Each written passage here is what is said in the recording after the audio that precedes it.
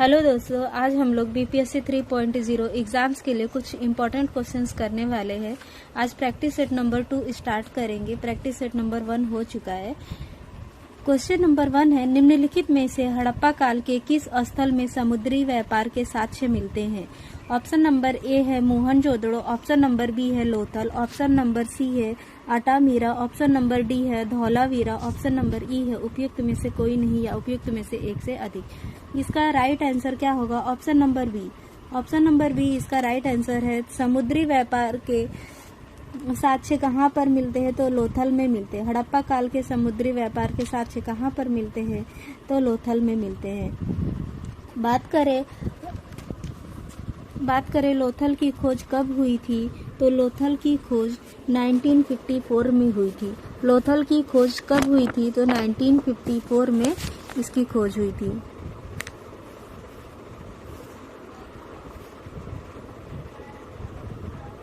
लोथल की खोज कब हुई थी? तो 1954 में। कब हुई थी? 1954 में लोथल की खोज हुई थी। ठीक है, 1954 में लोथल की खोज हुई थी। 1954 में लोथल की खोज हुई थी। और लोथल की बात करें तो लोथल एक गुजरात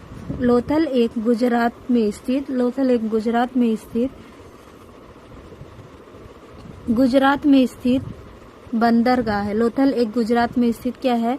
बंदरगाह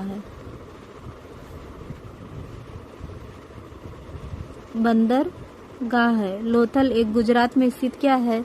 बंदरगाह है। ठीक है, और यहाँ पे ही क्या हमें मिलते हैं? तो समुद्री व्यापार के साक्ष्य मिलते हैं।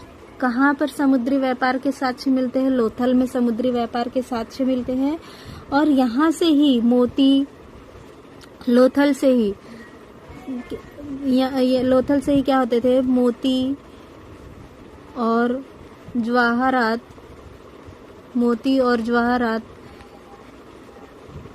और कीमती गहने जो है भेजे जाते थे। कहाँ पर भेजे जाते थे? पश्चिमी एशिया और अफ्रीका के देशों में भेजे जाते थे। कहाँ पर भेजे जाते थे? पश्चिमी एशिया और अफ्रीका के देशों में भेजे जाते थे। ठीक है, और बात करें इसकी खोज किसने की थी? तो इसकी खोज रंगनाथ राव ने की थी। लोथल की खोज किसने की थी? तो रंगनाथ राव ने की थी। लोथल की खोज किसने की थी? तो रंगनाथ राव ने की थी। लोथल की खोज किसने की थी? तो रंगनाथ राव ने की थी। ठीक है, रंगनाथ राव ने की थी। और बात करें लोथल कौन सी नदी के किनारे बसा है? तो लोथल भोगवा नदी के किनारे स्थित है। लोथल कौन सी नदी के किनारे स्थित है? भोगवा नदी के किनारे स्थित है। कौन सी नदी के किनारे स्थित है? भोगवा नदी के किनारे स्थित है।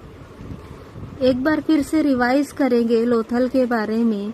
लोथल की खोज कब हुई? तो लोथल की खोज 1954 में हुई। लोथल की खोज किसने किया? रंगनाथ राव ने किया। और यहाँ पर समुद्री व्यापार के साक्ष्य मिलते हैं। लोथल की बात करें, लोथल कहाँ पर स्थित, कौन से राज्य में स्थित है? लोथल गुजरात राज्य में स्थित एक बंदरगाह शहर था। ठीक है, और यहाँ से ही मोती जवाहरात और कीमती गहने पश्चिमी एशिया और अफ्रीका देश में भेजे जाते थे। यहाँ से मोती जवाहरात और कीमती गहने जो है कहाँ पर भेजे जाते थे? पश्चिमी एशिया और अफ्रीका के देशों में भेजे जाते थे। क्वेश्चन नंबर 2 है। क्वेश्चन नंबर 2 की बात करें, सिंधु सभ्यता का प्राचीन बंदरगाह कौन सा था? हड़प्पा, लोथल, धौलावीरा, सुरकोटदा। उपयुक्त में से कोई नहीं या उपयुक्त में से एक से अधिक। इसका राइट आंसर है option number B. Option number B इसका राइट आंसर है। कौन सा ऑप्शन नंबर बी इसका राइट आंसर है लोथल। सिंधु सभ्यता का प्राचीन बंदरगाह कौन सा था? तो लोथल।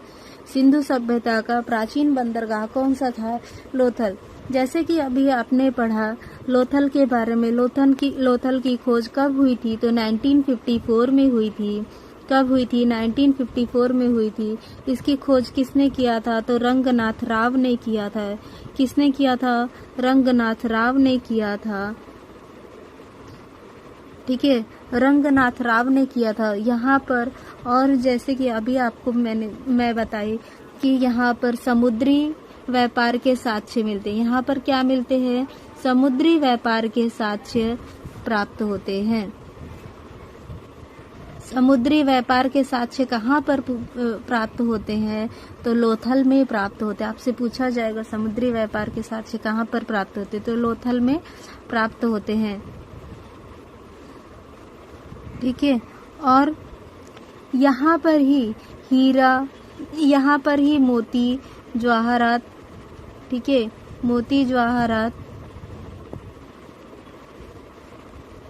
और कीमती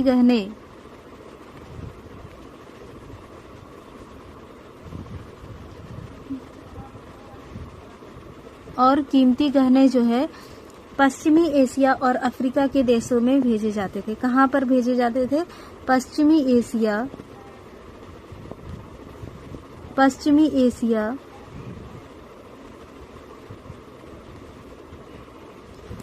एशिया और अफ्रीका के देशों में भेजे जाते थे।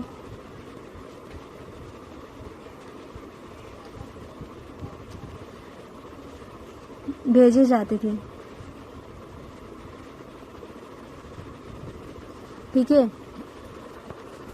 अफ्रीका के देशों में भेजे जाते थे। इसकी खोज अभी आपको मैं बताई कि कब हुई थी, तो 1954 में हुआ था। ठीक है, और ये गुजरात के कौन से जिले में स्थित है? तो गुजरात के अहमदाबाद जिले में स्थित है। गुजरात के कौन से जिले में स्थित है लोथल बंदरगाह? तो आप क्या बताएंगे? गुजरात के अहमदाबाद जिले में स्थित है। कौन से जिले में स्थित है? अहमदाबाद जिले में स्थित है।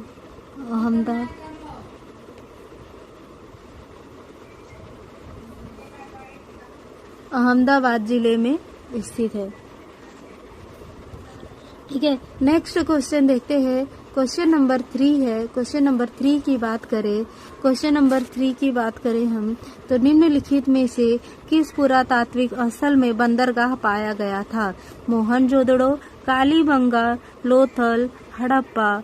ऑप्शन नंबर ई उपयुक्त में से कोई नहीं या उपयुक्त में से एक से अधिक। इसका राइट आंसर क्या है? Option number C. इसका राइट आंसर है लोथल। देखिए, लोथल से ही 3 क्वेश्चन हो गए। कैसे कैसे क्वेश्चन बनते पहले देख लेते। पुरातात्विक स्थल में बंदरगाह पाया गया था, तो कहाँ पर बंदरगाह पाया गया था? लोथल में। कहाँ पर पाया गया था? लोथल में। ठीक है, अब बात करें, देखिए यहाँ से ही 3 क्वेश्चन बन गया लोथल से ही। पहले तो क्या बना क्वेश्चन कि समुद्री व्यापार के साक्ष्य कहाँ पर मिलते हैं, तो हमने बताया कि समुद्री व्यापार के साक्ष्य जो है लोथल में मिलते। फिर क्वेश्चन क्या बना कि सिंधु सभ्यता का प्राचीन बंदरगाह कौन सा था, तो हमने बताया लोथल में मिलते। फिर नेक्स्ट क्वेश्चन आया, निम्नलिखित में से पुरातात्विक स्थल में बंदरगाह पाया गया था, तो कहाँ पर पाया गया था? लोथल में बंदरगाह। तो कहाँ पर बंदरगाह पाया गया था? तो लोथल में पाया गया था। कहाँ पर पाया गया था? तो लोथल में पाया गया था। ठीक है, और इसकी खोज कब हुई थी लोथल की? तो जैसे मैं आपको अभी बताई थी 1954 में हुई थी। कौन से जिले में लोथल बंदरगाह पाया गया था? तो अहमदाबाद जिले में लोथल बंदरगाह पाया गया था। कौन से राज्य में है अहमदाबाद जिले में? तो गुजरात राज्य में है। ठीक है, गुजरात राज्य में है। और इसकी खुदाई की बात करें, खुदाई भारतीय पुरातत्व सर्वेक्षण के लिए सर्वेक्षण द्वारा बात करें तो इसकी खुदाई जो है 1955 से 1960 तक की गई। 1955 से 1960 तक की गई। ठीक है, और यह पश्चिमी एशिया से व्यापार करने का प्रमुख बंदरगाह माना जाता है। पश्चिमी, इसको ही लोथल को बात करें लोथल की, तो पश्चिमी एशिया का बात करें लोथल की, तो पश्चिमी एशिया का व्यापार करने का प्रमुख बंदरगाह माना जाता है। पश्चिमी एशिया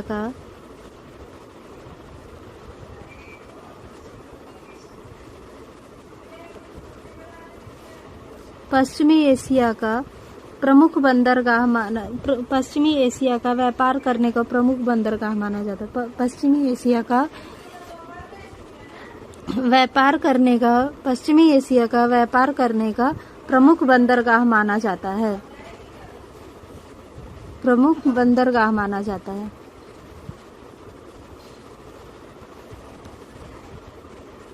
बंदरगाह माना जाता है। ठीक है, नेक्स्ट क्वेश्चन देखते हैं। क्वेश्चन नंबर 4 है। क्वेश्चन नंबर 4 की बात करें। क्वेश्चन नंबर 4 है, भारतीय का नाम जो मोहनजोदड़ो की खोज के साथ जुड़ा था। ऑप्शन नंबर ए है R D. Banerjee, option number B है R D. Chatterjee, option number C है W C. Banerjee, option number D है S N. Banerjee, option number E है उपयुक्त में से कोई नहीं या उपयुक्त में से एक से अधिक। इसका राइट आंसर है ऑप्शन नंबर ए आर.डी. बनर्जी। आर.डी. बनर्जी ने ही मोहनजोदड़ो का खोज किया था। किसने किया था मोहनजोदड़ो का खोज? तो मोहनजोदड़ो का खोज आर.डी. बनर्जी ने किया था। कब किया था? तो 1922 में किया था। मोहनजोदड़ो ने आर.डी. बनर्जी ने मोहनजोदड़ो का खोज कब किया था? तो 1922 में मोहनजोदड़ो का खोज किया था। ठीक है, मोहनजोदड़ो कहाँ पर स्थित है? तो मोहनजोदड़ो पाकिस्तान में स्थित है। आपसे पूछा जाए मोहनजोदड़ो आज के समय में कहाँ पर स्थित है? तो मोहनजोदड़ो पाकिस्तान में स्थित है। मोहनजोदड़ो कहाँ पर स्थित है? मोहनजोदड़ो पाकिस्तान में स्थित है। ठीक है, सिंध प्रांत, मोहनजोदड़ो पाकिस्तान में स्थित है सिंध प्रांत के लरकाना जिले में। कहाँ पर? सिंध प्रांत के लरकाना जिले में स्थित है। सिंध प्रांत के लरकाना जिले में स्थित है। आपसे पूछा जाए मोहनजोदड़ो कहाँ पर स्थित है, तो आप क्या बताएंगे? मोहनजोदड़ो पाकिस्तान सिंध प्रांत के लरकाना जिले में स्थित है। लरकाना जिले में स्थित है। ठीक है, और कौन सी नदी के तट पर स्थित है? तो सिंधु नदी के दाएं तट पर स्थित है। कौन सी नदी के तट पर स्थित है? सिंधु नदी के दाएं तट पर स्थित है। कौन सी नदी पर स्थित है? सिंधु नदी के दाएं तट पर स्थित है, दाहिने तट पर स्थित है। मोहनजोदड़ो कौन सी नदी के तट पर स्थित है? मोहनजोदड़ो सिंधु नदी के दाहिने तट पर स्थित है। ठीक है, दाहिने तट पर स्थित है और दाहिने तट पर स्थित है। क्षेत्रफल की बात करें तो क्षेत्रफल में सबसे बड़ा नगरों में से एक था। इसका क्षेत्रफल जो है बाकी सारे नगर में से सबसे बड़ा यही था। ठीक है, और यहाँ से हमें कौन से साक्ष्य प्राप्त हुए हैं? तो कांसे की नर्तकी की मूर्ति प्राप्त हुई है। कांसे की नर्तकी की मूर्ति प्राप्त हुई है। मोहनजोदड़ो से हमें क्या प्राप्त हुआ है? कांसे की नर्तकी की मूर्ति प्राप्त हुई है। कांसे की नर्तकी की मूर्ति प्राप्त हुई है। सूती कपड़ा प्राप्त हुआ है। सूती कपड़ा प्राप्त हुआ है और पशुपति शिव की आकृति वाली मुहर प्राप्त हुई है। पशुपति शिव की आकृति वाली मुहर प्राप्त हुई है और बेलनाकार मुहर के साक्ष्य भी यहाँ पर मिले हैं। आपसे पूछा जाए कि मोहनजोदड़ो में कौन कौन से साक्ष्य प्राप्त हुए हैं? मोहनजोदड़ो में कौन कौन से साक्ष्य प्राप्त हुए हैं, तो आप क्या बताएंगे? मोहनजोदड़ो में हमें कांसे की नर्तकी की मूर्ति प्राप्त हुई है। कांसे की नर्तकी की मूर्ति प्राप्त हुई है।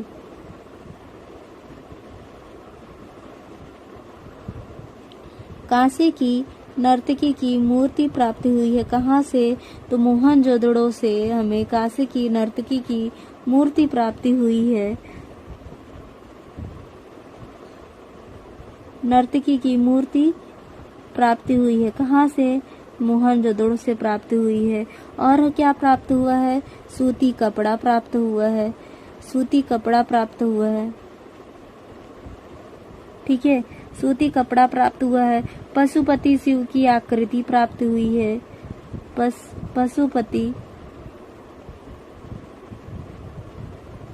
पशुपति शिव की आकृति प्राप्त हुई है।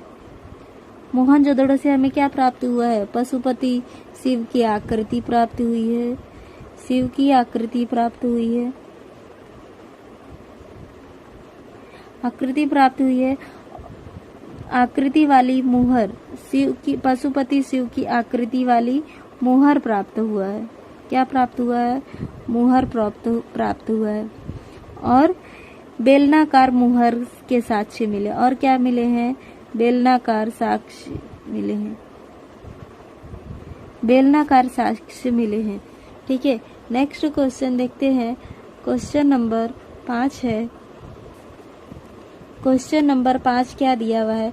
अश्वमेध का प्राचीन भारतीय राजाओं द्वारा अपनी शाही संप्रभुता साबित करने के लिए एक डैश की बलि था। घोड़े, बकरी, हाथी, भैंस, उपयुक्त में से कोई नहीं या उपयुक्त में से एक से अधिक। इसका राइट आंसर है ऑप्शन नंबर 1, घोड़े। अश्वमेध प्राचीन भारतीय राजाओं द्वारा अपनी शाही संप्रभुता साबित करने के लिए एक घोड़े की बलि था। ठीक है, अश्वमेध यज्ञ की बात करें तो भारतवर्ष में ये पहले बहुत प्रचलित हुआ करता था, बहुत फेमस हुआ करता था। कौन इसे करवाता था? अश्वमेध कौन करवाता था? तो राजाओं द्वारा अश्वमेध करवाया जाता था। कौन करवाता था इसका अश्वमेध का यज्ञ? तो राजाओं द्वारा करवाया जाता था। किसके द्वारा करवाया जाता? राजाओं द्वारा करवाया जाता। क्यों करवाते थे? कि इन्हें जो है अपनी शाही संप्रभुता साबित करने के लिए इनको यज्ञ का अनुष्ठान करना पड़ता था। यज्ञ का अपनी शाही संप्रभुता साबित करने के लिए ये क्या करते थे? अनुष्ठान के रूप में घोड़े का बलिदान देते थे। घोड़े का बलिदान देते थे। इस यज्ञ का उल्लेख कहाँ पर किया गया है? कौन से काल में दिया गया है? तो इस यज्ञ का उल्लेख जो है वैदिक काल के ग्रंथ में दिया गया है। कौन से ग्रंथ में दिया गया है? वैदिक काल के ग्रंथ में दिया गया है। वैदिक काल के ग्रंथ में इसका दिया गया है, उल्लेख किया गया है। वैदिक काल के ग्रंथ में इसका उल्लेख किया गया है। ऋग्वेद और ब्राह्मण ग्रंथ में भी मिलता है। ऋग्वेद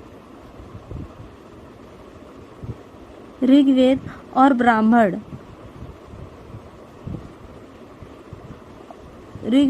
ब्राह्मण ग्रंथ में भी इसका उल्लेख किया गया। ठीक है, कौन कौन से में? वैदिक काल ग्रंथ, ऋग्वेद और ब्राह्मण ग्रंथ में भी इसका उल्लेख मिलता है। ठीक है, और इसका आयोजन और कौन करवाया था? तो इसका आयोजन बात करें, इसकी आयोजन की और कौन करवाया था? तो इसका आयोजन जो है, इसका आयोजन पुष्यमित्र शुंग और समुद्रगुप्त ने भी इसका आयोजन करवाया था। आपसे पूछा जाएगा कि अश्वमेध का यज्ञ जो है किसने करवाया था? तो अश्वमेध का यज्ञ जो है पुष्यमित्र, शुंग और समुद्रगुप्त ने भी करवाया था। किसने करवाया था?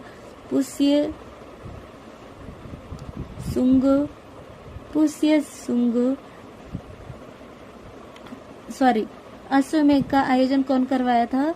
तो पुष्यमित्र,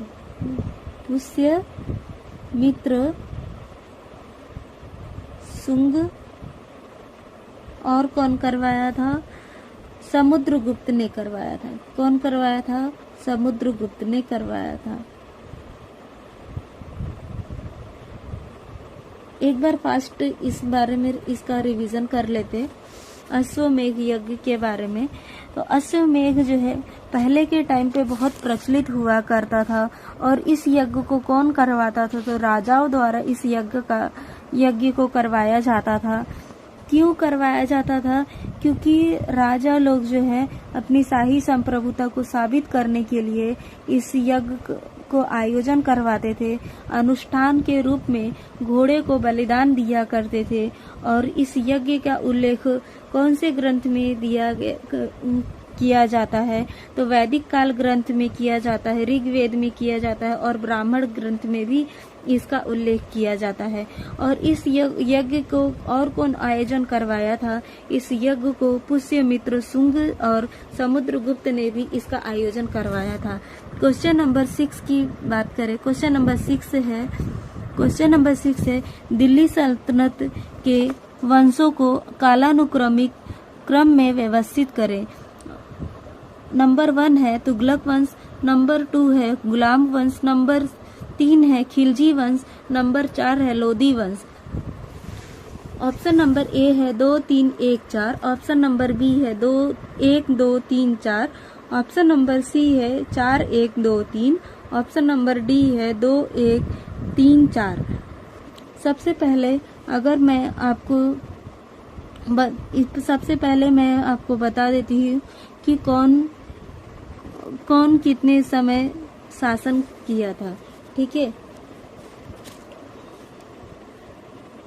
गुलाम वंश की बात करूं मैं, सबसे पहले गुलाम वंश ने आया था। सबसे पहले कौन आया था? गुलाम वंश आया था।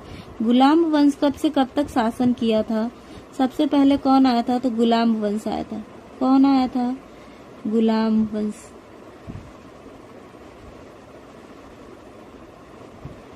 सबसे पहले कौन आया था? गुलाम वंश आया था। गुलाम वंश कब से कब तक शासन किया था? तो 1206 से 1290 तक शासन किया था। गुलाम वंश कब से कब तक शासन किया था? 1206 से 1290 तक शासन किया था। उसके बाद कौन शासन किया था? तो उसके बाद खिलजी वंश ने शासन किया था। उसके बाद किसने शासन किया था? उसके बाद खिलजी वंश ने शासन किया था। किसने शासन किया था? खिलजी वंश ने किया था। खिलजी वंश कब से कब तक शासन किया था? 1290 से शासन किया था खिलजी वंश। और कब तक किया था? 1320 तक किया था। कब तक किया था? 1320 तक किया था। खिलजी वंश की बात करें कब से कब तक? 1290 से 1320 तक किया था। 1290 से 1320 तक किया था। उसके बाद कौन आया था? तो उसके बाद तुगलक वंश आया था। उसके बाद कौन आया था? उसके बाद तुगलक वंश आया था। तुगलक वंश आया था। तुगलक वंश कब से कब तक शासन किया था? तुगलक वंश 1320 से 1414 तक शासन किया था। 1320 से 1414 तक शासन किया था। उसके बाद कौन आया था? तो उसके बाद सैयद वंश आया था। कब कौन आया था? सैयद वंश आया था। सैयद वंश ने कब से कब तक शासन किया? 1414 से 1451 तक शासन किया। 1414 से 1451 तक शासन किया। उसके बाद कौन आया? तो अंतिम सबसे लास्ट में कौन आया? तो लोदी वंश आया। कौन आया? लोदी वंश। सबसे लास्ट में कौन आया? लोदी वंश आया। लोदी वंश ने कब से कब तक शासन किया? लोदी वंश ने 1451 से 1526 तक किया। लोदी वंश ने कब से कब तक शासन किया? 1451 से 1526 तक शासन किया। समझ में आया? गुलाम वंश, सबसे पहले गुलाम वंश आता है, उसके बाद खिलजी वंश आता है, उसके बाद तुगलक वंश आता है, फिर सैयद वंश आता है, फिर लोदी वंश आता है। गुलाम वंश कब से कब तक शासन करता है? तो गुलाम वंश 1206 से 1290 तक शासन करता है। उसके बाद खिलजी वंश आता है, 1290 से 1320 तक शासन करता है। उसके बाद तुगलक वंश आता है। तुगलक वंश कब से कब तक शासन करता है? 1320 से 1414 तक शासन करता है। सैयद वंश कब से कब तक शासन करता है? तो 1414 से 1451 तक शासन करता है। फिर लोधी वंश आता है। लोधी वंश कब से कब तक शासन करता है? 1451 से 1526 तक लोधी वंश शासन करता है। तो इसके हिसाब से अब हम देखें तो कौन सा वाला ऑप्शन राइट आंसर है। इसके हिसाब से ऑप्शन नंबर ए इसका राइट आंसर है। इसके हिसाब से ऑप्शन नंबर ए इसका राइट आंसर। कौन सा? ऑप्शन नंबर ए। नेक्स्ट क्वेश्चन देखिए, क्वेश्चन नंबर 7 है। क्वेश्चन नंबर 7, दिल्ली के हौज खास क्षेत्र में चोर मीनार डैश द्वारा बनवाई गई। दिल्ली के हौज खास क्षेत्र में चोर मीनार डैश द्वारा बनवाई गई। तो चोर मीनार ऑप्शन नंबर ए है Alauddin Khilji, option number B है औरंगजेब, ऑप्शन नंबर सी है Firoz Shah Tughlaq, option number D है अकबर, ऑप्शन नंबर ई है उपयुक्त में से कोई नहीं या उपयुक्त में से एक से अधिक। इसका राइट आंसर क्या है? इसका राइट आंसर होगा औरंगजेब। इसका राइट आंसर क्या है? इसका राइट आंसर है औरंगजेब। इसका राइट आंसर क्या है? इसका राइट आंसर औरंगजेब है। क्वेश्चन क्या पूछा है? क्वेश्चन ये चोर मीनार या टावर ऑफ थीव्स 13वीं शताब्दी की मीनार है। चोर मीनार को ही टावर ऑफ थीव्स के नाम से भी जाना जाता है। तो ये कौन सी शताब्दी की मीनार है? 13वीं शताब्दी की मीनार है। कौन सी शताब्दी की मीनार है? 13वीं शताब्दी के मीनार है।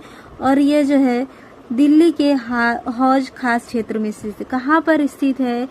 तो दिल्ली के हौज खास क्षेत्र में स्थित है। आपसे क्वेश्चन तो ये भी पूछ सकता है कि चोर मीनार कहाँ पर स्थित है, तो आप क्या बताएंगे? दिल्ली के हौज खास क्षेत्र में स्थित है। अलाउद्दीन खिलजी ने इसका निर्माण करवाया था। आपसे जैसे अभी क्वेश्चन में क्या पूछा था, चोर मीनार का निर्माण किसने करवाया था? तो चोर मीनार का निर्माण जो है अलाउद्दीन खिलजी ने निर्माण करवाया था। क्यों निर्माण करवाया था चोर मीनार का? तो यहाँ पर जो भी चोरी करने वाले लोग होते हैं उनको सजा देने के लिए चोर मीनार का निर्माण करवाया गया था। क्वेश्चन नंबर 8 है। क्वेश्चन नंबर 8 है 12वीं शताब्दी के अंतिम दशक के दौरान निर्मित कुव्वत अल इस्लाम मस्जिद और मीनार डैश गई शहर की प्रथम सामूहिक मस्जिद थी। ढाका के सुल्तान, दिल्ली के सुल्तान, लाहौर के सुल्तान, अफगानिस्तान के सुल्तान, उपयुक्त में से कोई नहीं या उपयुक्त में से एक से अधिक। इसका राइट आंसर है option number B.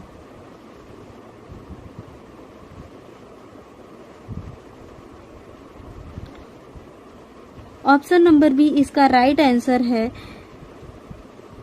Option number B इसका राइट आंसर है दिल्ली के सुल्तान। दिल्ली के सुल्तान इसका राइट आंसर है। 12वीं शताब्दी के अंतिम दशक के दौरान निर्मित कुव्वत अल इस्लाम मस्जिद और मीनार दिल्ली के सुल्तान गई शहर की प्रथम सामूहिक मस्जिद थी।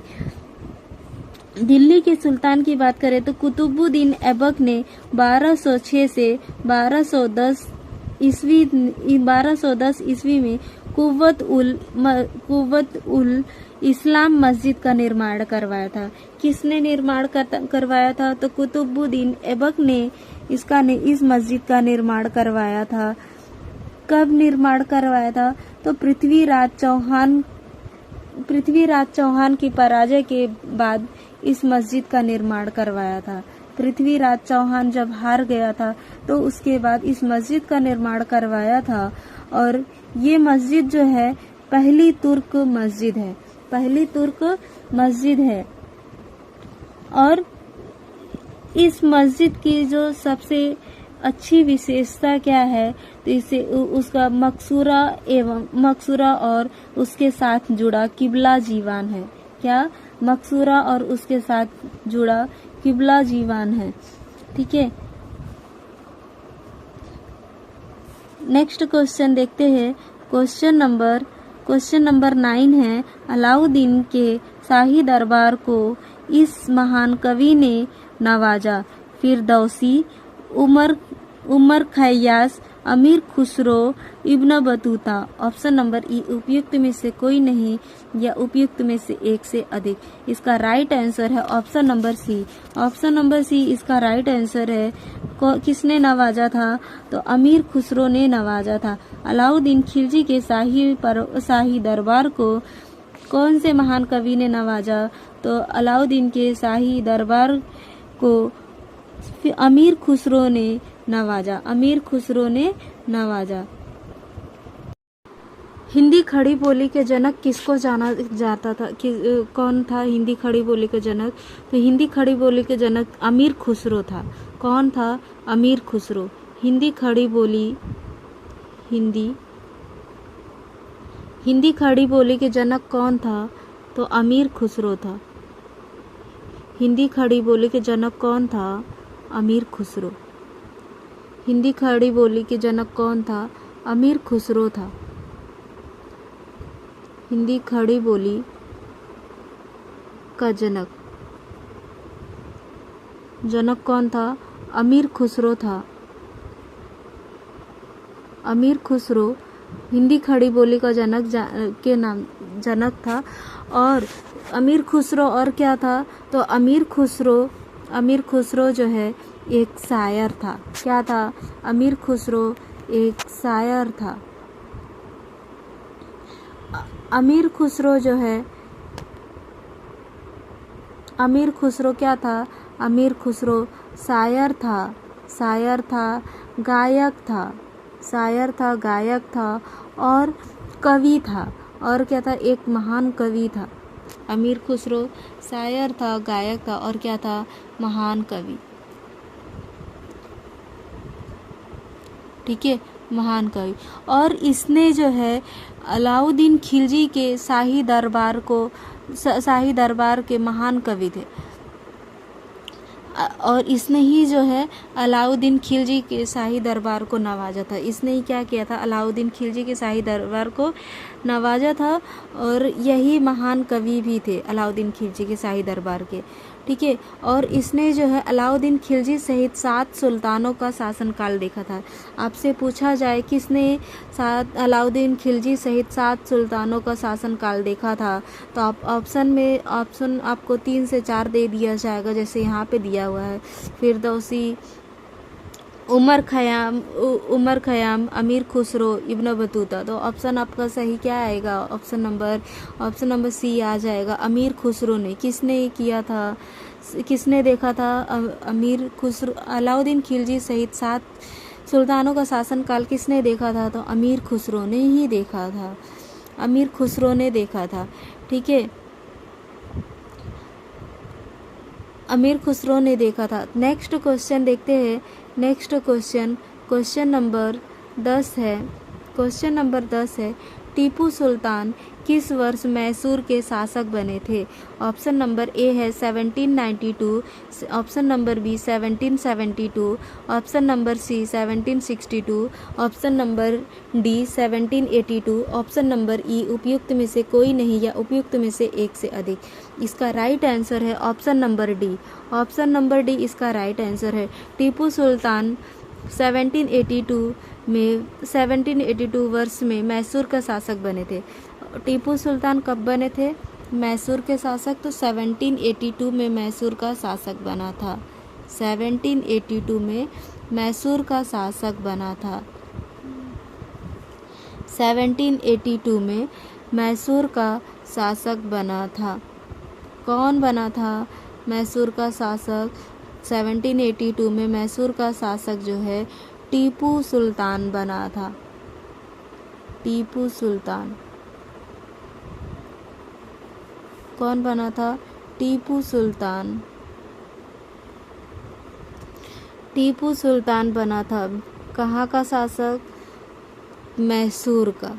टीपू सुल्तान जो है मैसूर का शासक बना था। ठीक है, कब बना था? 1782 में बना था। और ये जो है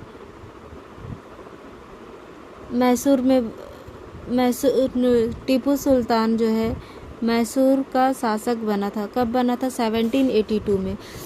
हैदर अली और अंग्रेज़ों के बीच में जो है 1781 में पोर्टनोवा के युद्ध में हैदर अली का मृत्यु हो जाने के बाद टीपू सुल्तान जो है मैसूर का शासक बन जाता है। कब? तो 1782 में। किसके और किसके बीच युद्ध होता है? 1781 में हैदर अली और अंग्रेज़ों के बीच युद्ध होता है और हैदर अली का मृत्यु हो जाता है। कहाँ पर? पोर्टनोवा के युद्ध में हैदर अली का मृत्यु हो जाने के बाद जो है टीपू सुल्तान को मैसूर का शासक बना दिया जाता है। कौन सा युद्ध होता है? टीपू सुल्तान जो है हैदर अली और अंग्रेज़ों के बीच युद्ध होता है। किसके किसके बीच युद्ध होता है? हैदर अली और अंग्रेज़ों के बीच में युद्ध होता है। हैदर अली और अंग्रेज़ों के बीच में युद्ध होता है। कब युद्ध होता है? तो 1781 में युद्ध होता है। कब होता है? 1781 में युद्ध होता है। और कहाँ पर? तो पोर्टनोवा के कौन से युद्ध में? पोर्टनोवा के युद्ध में। कौन सा युद्ध था? तो पोर्टनोवा के युद्ध में जो है हैदर अली का मृत्यु हो जाता है। पोर्टनोवा के युद्ध में हैदर अली का मृत्यु हो जाता है। हैदर अली मर जाता है। ठीक है, हैदर अली मर जाता है। उसके बाद में ही टीपू सुल्तान को मैसूर का शासक बना दिया जाता है। हैदर अली के मरने के बाद टीपू सुल्तान को मैसूर का शासक बना दिया जाता है। कब बना दिया जाता है? तो हैदर अली के मरने के बाद टीपू सुल्तान को मैसूर का शासक बना दिया जाता है। मैसूर का शासक बना दिया जाता है। टीपू सुल्तान को हैदर अली के मरने के बाद मैसूर का शासक बना दिया जाता है। और मैसूर का शासक बना दिया जाता है। तो कब मैसूर का शासक इसको बनाया जाता है? 1782 में। ध्यान में रखेंगे कि 1781 पहले युद्ध होता है। पोर्टनोवा के युद्ध में 1781 में हैदर अली और अंग्रेज़ों के बीच में युद्ध होता है। इस युद्ध में हैदर अली मर जाता है। इस मरने के बाद मैसूर का जो शासक बनाया जाता है, किसको बनाया जाता है? टीपू सुल्तान को बनाया जाता है। तो कब बनाया जाता है? 1782 में बनाया जाता है। कब बनाया जाता है? 1782 में बनाया जाता है इस टीपू सुल्तान को मैसूर का शासक।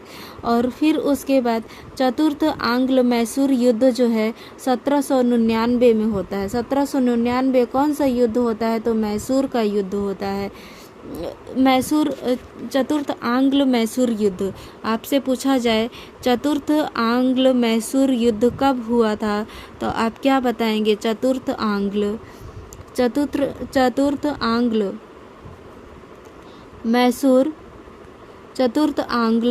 मैसूर युद्ध जो है, चतुर्थ आंग्ल मैसूर युद्ध कब हुआ था? तो ये 1799 में हुआ था। चतुर्थ आंग्ल मैसूर युद्ध कब हुआ था? तो 1799 ईस्वी में हुआ था। मैसूर शासक टीपू सुल्तान और अंग्रेज सेनानायक वेलजली के मध्य हुआ था। किसके बीच हुआ था? आपसे ये भी तो क्वेश्चन तो ये भी बन सकता है ना, चतुर्थ आंग्ल मैसूर युद्ध किसके मध्य हुआ था? तो किसके बीच हुआ था? मैसूर शासक टीपू सुल्तान और अंग्रेज सेनानायक वेलजली के बीच हुआ था। किसके बीच हुआ था? मैसूर शासक टीपू सुल्तान और अंग्रेज सेनानायक वेलजली के बीच में हुआ था, जिसमें टीपू सुल्तान की मृत्यु हो जाती है। और उसके बाद वेलजली क्या करता है? ये लाइन आपको इम्पोर्टेंट है, ध्यान में रखना है। जब टीपू सुल्तान की मृत्यु हो जाती है तो वेलजली जो है एक बात कहता है।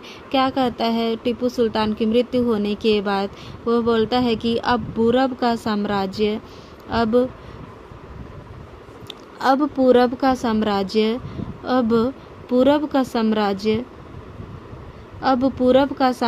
जो है, अब पूरब का साम्राज्य हमारे कदमों में है। अब पूरब का साम्राज्य हमारे कदमों में है। कौन कहता है ये? तो वेलेजली कहता है। कौन कहता है? वेलेजली। हमारे कदमों में है, हमारे कदमों में है। क्या कहता है वेलेजली? टीपू सुल्तान के मरने के बाद इम्पोर्टेंट बात कहता है, अब पूरब साम्राज्य हमारे कदमों में है। पूरब का जो साम्राज्य था वो क्या बोलता है कि मेरे कदमों में है। फिर से एक बार इस टॉपिक को रिवाइज करेंगे। बात करें टीपू सुल्तान कौन से वर्ष मैसूर का शासक बना, तो 1782 में बना। 1782 में। उसके पहले एक युद्ध हुआ था। कौन सा युद्ध हुआ था? तो पोर्टनोवा का युद्ध हुआ था। कब हुआ था? 1781 में हुआ था। किसके बीच हुआ था? तो हैदर अली और अंग्रेजों के मध्य हुआ था, बीच में हुआ था। 1781 में हुआ था। इसमें हैदर अली का मृत्यु हो जाता है। हैदर अली की मृत्यु हो जाने के बाद मैसूर का शासक जो है टीपू सुल्तान को बनाया जाता है। कब बनाया जाता है? तो 1782 में बनाया जाता है। फिर उसके बाद चतुर्थ आंग्ल मैसूर युद्ध होता है। चतुर्थ आंग्ल मैसूर युद्ध कब होता है? तो 1799 में होता है। 1799 में होता है। किसके बीच होता है? तो मैसूर शासक टीपू सुल्तान और अंग्रेज सेना नायक वेलजली के बीच होता है। किसके बीच होता है चतुर्थ आंग्ल मैसूर युद्ध? तो मैसूर शासक टीपू सुल्तान और अंग्रेज सेना नायक वेलजली के बीच होता है, जिसमें टीपू सुल्तान का मृत्यु हो जाता है। और इस युद्ध के बाद वेलजली क्या कहता है? वेलजली बोलता है कि अब पूरब का साम्राज्य हमारे कदमों में है। अब पूरब का साम्राज्य हमारे कदमों में है। ये बात को आपको ध्यान में रखना है। आपसे क्वेश्चन ये भी पूछा जा सकता है कि अब पूरब का साम्राज्य हमारे कदमों में है, यह कथन किसने कहा? तो आपको चार ऑप्शन दे दिया जाएगा। उसमें से एक ऑप्शन ये भी होगा कि वेलेजली नाम दिया होगा। तो आपको सही आंसर क्या टिक करना है? वेलेजली। किसने कहा अब पूरब का साम्राज्य हमारे कदमों में है? तो अंग्रेज सेना नायक वेलजली ने कहा कि अब पूरब का साम्राज्य हमारे कदमों में है। क्वेश्चन नंबर 11 है ईस्ट इंडिया कंपनी की स्थापना किस वर्ष में हुई थी? 1600, 1200, 1800, 1500। उपयुक्त में से कोई नहीं या उपयुक्त में से एक से अधिक। ऑप्शन नंबर ए इसका राइट आंसर है। ऑप्शन नंबर ए इसका राइट आंसर है। ईस्ट इंडिया कंपनी की स्थापना की बात करें तो ईस्ट इंडिया कंपनी की स्थापना कब हुई थी? तो 1600 में हुआ था। और ईस्ट इंडिया कंपनी जो है भारत में कब स्थापित हुआ? ईस्ट इंडिया कंपनी भारत में 1613 में स्थापित हुआ। कब स्थापित हुआ? तो 1613 में स्थापित हुआ। ईस्ट इंडिया कंपनी भारत में कब स्थापित हुआ? 1613 में स्थापित हुआ। तो भारत में कहाँ पर ईस्ट इंडिया कंपनी की स्थापना हुई थी? भारत में सूरत में स्थापना हुई थी। कहाँ पर स्थापना हुई थी? भारत में सूरत में स्थापना हुई थी। ईस्ट इंडिया कंपनी का स्थापना सूरत में हुआ था। ब्रिटेन महारानी एलिजाबेथ प्रथम द्वारा 31 दिसंबर 1600 को ईस्ट इंडिया कंपनी का स्थापना हुआ था। किसके द्वारा हुआ था? महारानी एलिजाबेथ प्रथम द्वारा 31 दिसंबर 1600 को एक आज्ञा पत्र द्वारा पूर्वी देशों के साथ व्यापार करने के लिए 15 सालों तक की छूट दी गई और ईस्ट इंडिया कंपनी भारत में व्यापार करने आई और कालांतर में कंपनी ने भारत के लगभग सभी क्षेत्रों में अपना सैनिक तथा प्रशासनिक आधिपत्य स्थापित कर लिया। ठीक है, नेक्स्ट क्वेश्चन देखते हैं। क्वेश्चन नंबर 12 है। क्वेश्चन नंबर 12 है निम्नलिखित में से किस वायसराय ने ब्रिटिश व्यापारियों के लिए कपास पर कर समाप्त कर दिया था? Lord Ripon, Lord Dufferin, Lord Curzon, Lord Lytton. उपयुक्त में से कोई नहीं या उपयुक्त में से एक से अधिक। इसका राइट आंसर है option number D. Option number D इसका राइट आंसर है। किसने समाप्त कर दिया था? तो लॉर्ड लिट्टन ने समाप्त कर दिया था। लॉर्ड लिट्टन ऐसा वायसराय था जो ब्रिटिश लॉर्ड लिट्टन ने ब्रिटिश व्यापारियों के लिए कपास पर कर समाप्त कर दिया था। लॉर्ड लिटन ने क्या किया था, तो ब्रिटिश के जो व्यापारी होते थे उन पर कपास पे जो कर लगाए गए थे तो वो समाप्त कर दिए थे। किसने समाप्त किया था? लॉर्ड लिटन ने समाप्त किया था। कपास पर लगाया गया कर किसने समाप्त किया था? तो लॉर्ड लिटन ने समाप्त किया था। लॉर्ड लिटन का कार्यकाल कब से कब तक था? तो 1876 से 1880 तक था। 1876 से 1880 तक था। लॉर्ड लिटन का कार्यकाल क्या था? तो लॉर्ड लिटन का कार्यकाल था 1876 से 1880 तक इसने कार्यकाल किए थे। इसके कार्यकाल थे। इसके ही कार्यकाल में वर्नाकुलर प्रेस एक्ट आया। वर्नाकुलर प्रेस एक्ट कब आया? तो लॉर्ड लिटन के कार्यकाल में आया। वर्नाकुलर, आपसे ये भी पूछा जा सकता है वर्नाकुलर प्रेस एक्ट कब आया? तो वर्नाकुलर प्रेस एक्ट 1878 में आया। वर्नाकुलर प्रेस एक्ट, वर्नाक्यूलर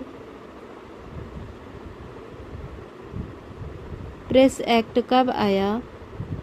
तो 1878 में आया। कब आया? 1878 में आया। और आर्म्स एक्ट भी आया था। आर्म्स एक्ट कब आया था? आर्म्स एक्ट जो है ये भी 1878 में ही आया था। 1878 में आया था। आपसे पूछा जाए वर्नाकुलर प्रेस एक्ट कब आया था? तो 1878 में आया था। आर्म्स एक्ट भी आया था, 1878 में ही आया था। किसके कार्यकाल में वर्नाकुलर प्रेस एक्ट आया था और आर्म्स एक्ट आया था? तो लॉर्ड लिटन के कार्यकाल में आया था। लॉर्ड लिटन जो है इस समय वॉइस राय था। लॉर्ड लिटन क्या था? तो वॉइस राय था। ठीक है, इस काल में वर्नाकुलर प्रेस एक्ट आया था और आर्म्स एक्ट भी आया था। नेक्स्ट क्वेश्चन नंबर 12 है। Question number 12,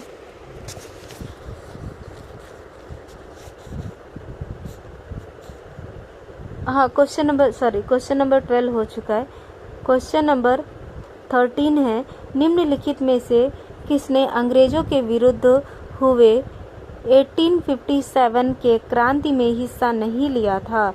option number A Tatya Tope, option number B Tipu Sultan, option number C Rani Lakshmibai, option number D Nana Sahib, option number E उपयुक्त में से कोई नहीं या उपयुक्त में से एक से अधिक। उपयुक्त में से कोई नहीं या उपयुक्त में से एक से अधिक। इसका राइट आंसर है ऑप्शन नंबर बी। इसका राइट आंसर है ऑप्शन नंबर बी। टीपू सुल्तान ने 1857 में हुए अंग्रेजों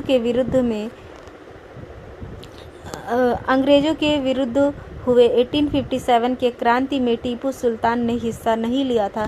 क्यों हिस्सा नहीं लिया था टीपू सुल्तान?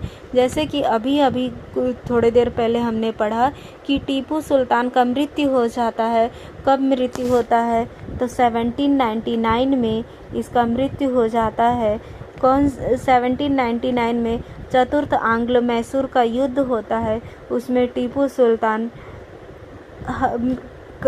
सुल्तान का उसमें मृत्यु हो जाता है। इस वजह से टीपू सुल्तान का मृत्यु हुआ रहता है, तो वो जब वो जिंदा ही नहीं था तो इसमें हिस्सा कैसे लेता? ये 1857 में अंग्रेजों के विरुद्ध हुआ है, लड़ाई क्रांति हुई है और टीपू सुल्तान तो पहले ही मर जाता है। ठीक है, इसके लिए इसका ऑप्शन नंबर बी इसका राइट आंसर होगा। ऑप्शन नंबर बी इसका राइट आंसर होगा। ठीक है, 1857 की क्रांति की शुरुआत 10 मई 1857 को मेरठ से हुई। बात करें 1857 की क्रांति कब शुरू हुई और कहाँ से शुरू हुई? तो 1857 की क्रांति, आपसे डेट भी कभी कभी पूछ लिया जा सकता है, इसलिए हमें डेट को भी याद रखना है। तो 10 मई 1857 को हुआ था। कब हुआ था? 10 मई 1857 को हुआ था। 10 मई 1857 को हुआ था। 10 मई 1857 को क्रांति हुई थी। कहाँ पर हुई थी? तो मेरठ में हुआ था। कहाँ पर हुआ था? मेरठ में। मेरठ में हुआ था। ठीक है। इस क्रांति में भारतीय क्रांतिकारी शामिल हुए। कौन शामिल हुआ इस क्रांति में? तो भारतीय क्रांतिकारी थे वो शामिल हुए। कौन कौन शामिल हुआ था? नाना साहब और तात्या टोपे। नाना साहब और तात्या टोपे ने कानपुर से 5 जून 1857 ईस्वी को क्रांति में भागीदारी की। नाना साहब और तात्या टोपे ने कहाँ से इस 1857 की क्रांति में भागीदारी हुए? तो कानपुर में। कहाँ पर? कानपुर। आपसे क्वेश्चन में पूछा जा सकता है कि 1857 की क्रांति में नाना साहब और तात्या टोपे ने कहाँ से कौन सी जगह से इस क्रांति में भागीदारी हिस्सा लिए थे, इस क्रांति का हिस्सा बने थे? तो कानपुर से इस क्रांति में भागीदारी किए थे। ठीक है। और रानी लक्ष्मीबाई झांसी से इस विद्रोह में सम्मिलित हुई थी। रानी लक्ष्मीबाई कहाँ से सम्मिलित हुई थी इस विद्रोह में? तो झांसी से। रानी लक्ष्मीबाई कहाँ से इस विद्रोह में सम्मिलित हुई थी? रानी लक्ष्मीबाई कहाँ से हुई थी इस विद्रोह में शामिल? तो झांसी से हुई थी। ठीक है। जबकि लियाकत अली इलाहाबाद से सम्मिलित हुए थे। लियाकत अली कहाँ से सम्मिलित हुआ था? तो इलाहाबाद से सम्मिलित हुआ था। और चतुर्थ आंग्ल में बात करें तो टीपू सुल्तान, चतुर्थ आंग्ल मैसूर युद्ध में ही टीपू सुल्तान का मृत्यु हो गया था 1799 में। तो यही रीजन था, ये वो जो है इस क्रांति में सहभागी नहीं हो पाया था, भागीदारी नहीं ले पाया था। ठीक है। नेक्स्ट क्वेश्चन देखते हैं। Question number 14। क्वेश्चन नंबर 14 देखते हैं। क्वेश्चन नंबर 14 है 1893 में स्वामी विवेकानंद ने विश्व धर्म संसद में अपना प्रसिद्ध भाषण किस शहर में दिया था? Chicago, San Francisco, Los Angeles, Washington. Option number E उपयुक्त में से कोई नहीं या उपयुक्त में से एक से अधिक। इसका राइट आंसर है ऑप्शन नंबर ए। ऑप्शन नंबर ए इसका राइट आंसर है। 1893 में स्वामी विवेकानंद जी ने विश्व धर्म संसद में अपना प्रसिद्ध भाषण शिकागो में दिया था। कहाँ पर दिया था? शिकागो में दिया था। तो ये भाषण कब हुआ था? तो 11 सितंबर 1893 में हुआ था। कब हुआ था? 11 सितंबर 1893 में हुआ था। कब हुआ था? 1893 में हुआ था। कब हुआ था? 11 सितंबर 1893 में हुआ था। 11 सितंबर 1893 में हुआ था। विश्व धर्म संसद में अपना प्रसिद्ध भाषण स्वामी विवेकानंद ने कब दिया था? 11 सितंबर 1893 में दिया था। कहाँ पर दिया था? तो शिकागो में दिया था। कहाँ पर दिया था? अमेरिका के शिकागो में दिया था। ठीक है। अमेरिका के शिकागो में दिया था। और यहाँ इन्होंने जो है सभी धर्मों के एकता के विषय में कहा था। इन्होंने जो भाषण दिया था वो किस टॉपिक पर दिया था? तो सभी धर्मों के एकता के विषय में भाषण दिया था। 1896 में इन्होंने न्यूयॉर्क में वेदांत सोसाइटी की स्थापना की। इन्होंने क्या किया? 1896 में न्यूयॉर्क में वेदांत सोसाइटी की स्थापना भारतीय धर्म और दर्शन के प्रचार के लिए की। भारतीय धर्म और दर्शन के प्रचार के लिए किए। ठीक है। 1896 में न्यूयॉर्क में, कहाँ पर? 1896 में न्यूयॉर्क में वेदांत सोसाइटी की स्थापना भारतीय धर्म और दर्शन के प्रचार के लिए किए। ठीक है। और वर्ष 1897 ईस्वी में स्वामी विवेकानंद ने रामकृष्ण मिशन की स्थापना की। बात आपसे ये भी क्वेश्चन में पूछा जा सकता है कि रामकृष्ण मिशन का स्थापना कब हुआ? रामकृष्ण मिशन का स्थापना कब किया गया था? रामकृष्ण मिशन का स्थापना कब हुआ था? तो 1897 में हुआ था। कब हुआ था? 1897 में रामकृष्ण का मिशन का स्थापना हुआ था। किसने किया था? स्वामी विवेकानंद ने किया था। किसने किया था? स्वामी विवेकानंद ने किया था।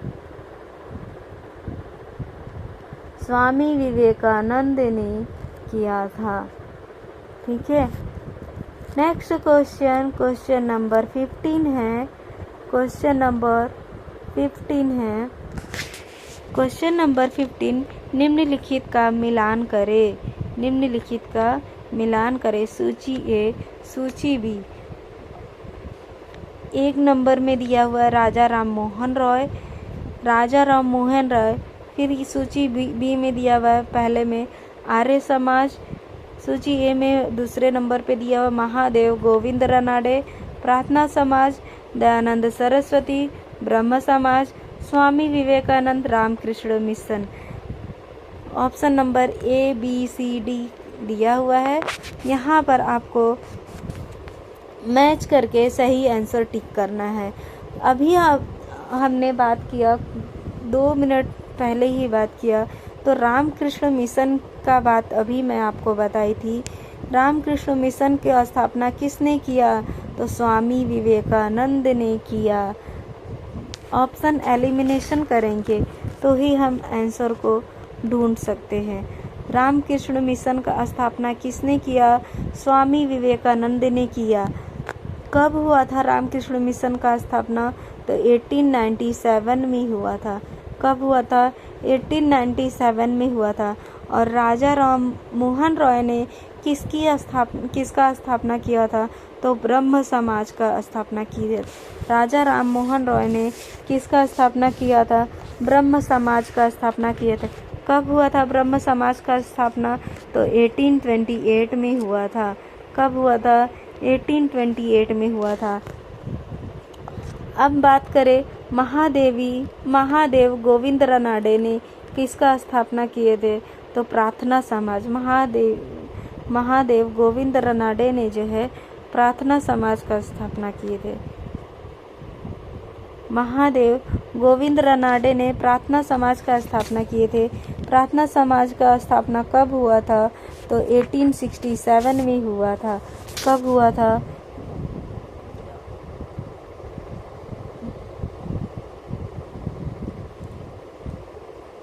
महादेव गोविंद रानाडे ने किसकी स्थापना किया था? तो प्रार्थना समाज। किसका स्थापना किए थे? प्रार्थना समाज। प्रार्थना समाज कब स्थापित हुआ था? तो प्रार्थना समाज 1867 में हुआ था। कब हुआ था? प्रार्थना समाज जो है 1867 में हुआ था। 1867 में प्रार्थना समाज हुआ था। ठीक है। अब दयानंद सरस्वती है, तो दयानंद सरस्वती ने किसका स्थापना किया था? दयानंद सरस्वती ने आर्य समाज का स्थापना किया था। आर्य समाज की स्थापना कब हुआ था? तो आर्य समाज का स्थापना जो है वो आर्य समाज का स्थापना कब हुआ था? तो आर्य समाज का स्थापना जो है वो कब हुआ था? 1875 में हुआ था। कब हुआ था? 1875। फिर से एक बार रिवाइज कर लेते हैं। आर्य समाज का स्थापना कब हुआ था? आर्य समाज का स्थापना जो है 1875 में होता है। कब होता है? 1875। प्रार्थना समाज का स्थापना कब होता है? प्रार्थना समाज का स्थापना जो है 1867 में होता है, 1867 में। ब्रह्म समाज का स्थापना जो है 1828 में होता है। रामकृष्ण मिशन की स्थापना कब होता है? तो 1897 में होता है। 1897 में किसका स्थापना होता है? रामकृष्ण मिशन का। राजा राम मोहन राय ने किसकी स्थापना की? ब्रह्म समाज की। महादेव गोविंद रानडे ने किसका स्थापना किया? प्रार्थना समाज का किया। ऑप्शन नंबर 2 का बी से मिलेगा राइट आंसर। और ऑप्शन नंबर 3 का जो है ए से मिलेगा। दयानंद सरस्वती ने किसका स्थापना किया? आर्य समाज का। स्वामी विवेकानंद ने किसका स्थापना किया? तो रामकृष्ण मिशन का। सही आंसर क्या है? कौन सा इसका सही आंसर हो जाएगा? ऑप्शन नंबर सी इसका राइट आंसर हो जाएगा। कौन सा? ऑप्शन नंबर सी इसका राइट आंसर है। नेक्स्ट क्वेश्चन आगे बढ़ते हैं। क्वेश्चन नंबर 16 है। क्वेश्चन नंबर 16, फोबोस और डीमोस क्या है? मंगल के 2 ग्रह, बृहस्पति के 2 चंद्रमा, शुक्र के 2 चंद्रमा, बुध के 2 चंद्रमा। उपयुक्त में से कोई नहीं या उपयुक्त में से एक से अधिक। फोबोस और डीमोस क्या है? तो मंगल के 2 ग्रह हैं। फोबोस और डीमोस क्या है? तो मंगल के 2 चंद्रमा है। मंगल के 2 चंद्रमा है। ऑप्शन नंबर ए इसका राइट आंसर है। फोबोस और डीमोस क्या है?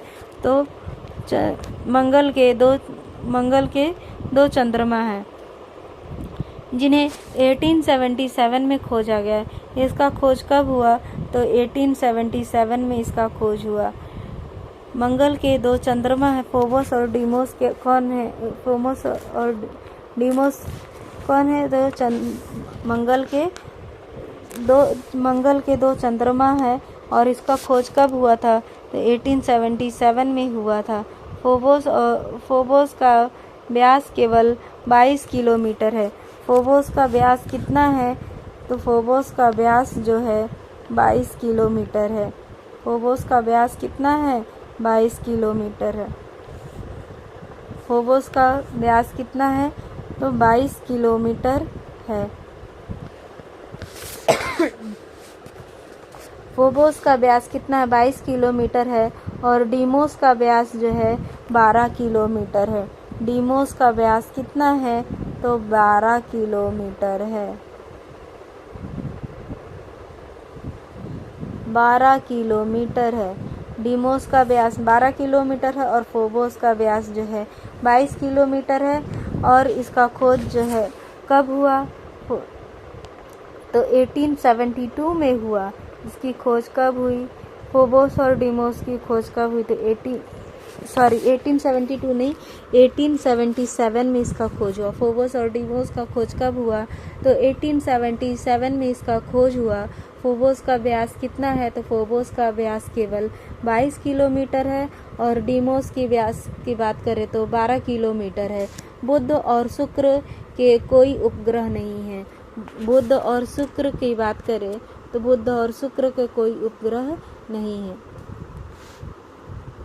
बुध और शुक्र ऐसे ग्रह हैं, बुध और शुक्र ऐसे ग्रह हैं जिनका कोई उपग्रह नहीं है। बुध और शुक्र ऐसे ग्रह हैं जिनका कोई उपग्रह नहीं है। इनका कोई भी उपग्रह नहीं है।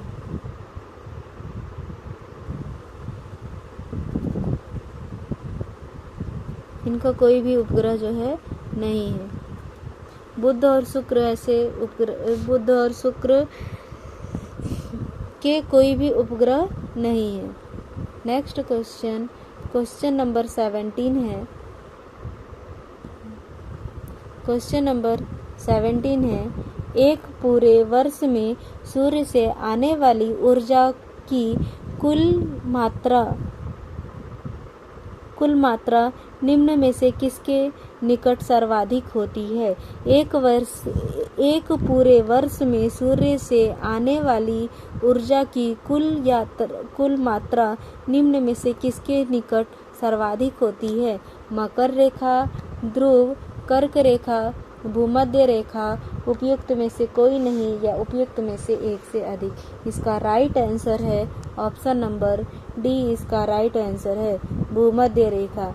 भूमध्य रेखा इसका राइट आंसर है। एक पूरे वर्ष में सूर्य से आने वाली ऊर्जा की कुल मात्रा भूमध्य रेखा से निकट सर्वाधिक होती है। भूमध्य रेखा या विषुवत रेखा पर वर्ष पर सूर्य की किरणें सीधी पड़ती है। कौन से रेखा पर सूर्य की किरणें सीधे पड़ती है? आपसे पूछा जा सकता है ना कि कौन से रेखा पर सूर्य की किरणें सीधे पड़ती है, तो भूमध्य रेखा और विषुवत रेखा पर सूर्य की किरणें सीधे पड़ती है। कौन सी रेखा पर?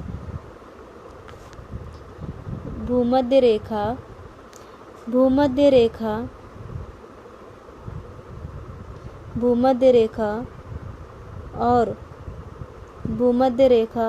और विषुवत रेखा। भूमध्य रेखा और विषुवत रेखा पर सूर्य की किरणें सीधे पड़ती है। रेखा पर सूर्य की किरणें जो है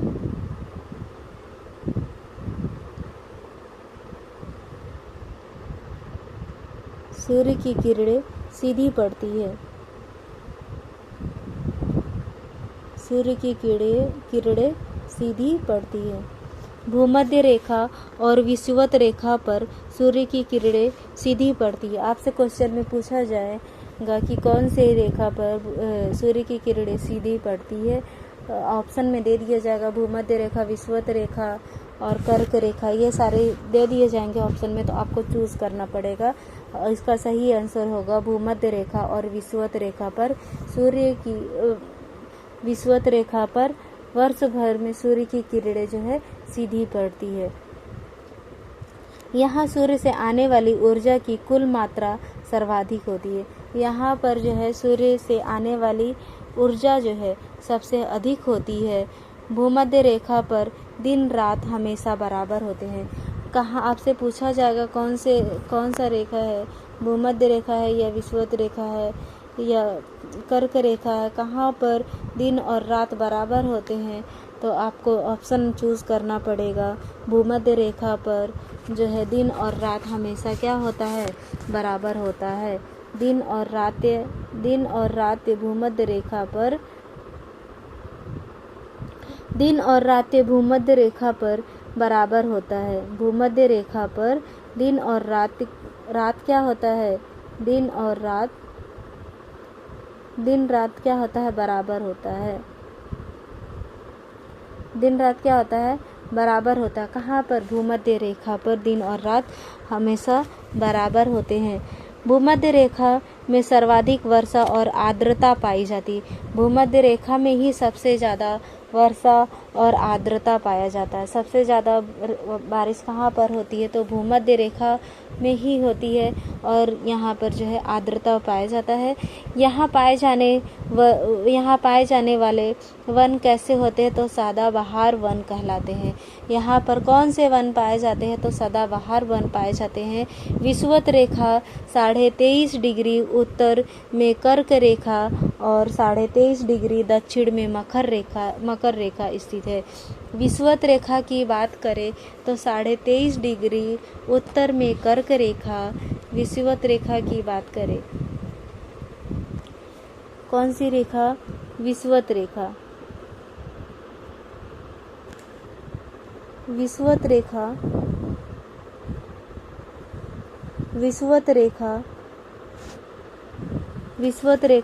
23.5 डिग्री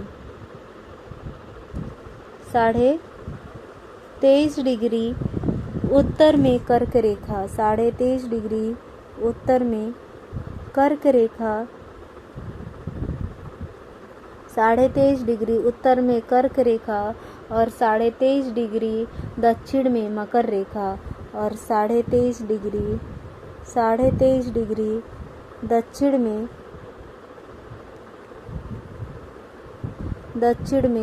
मकर रेखा स्थित है। विषुवत रेखा 23.5 डिग्री उत्तर में कर्क रेखा और 23.5 डिग्री दक्षिण में मकर रेखा स्थित है।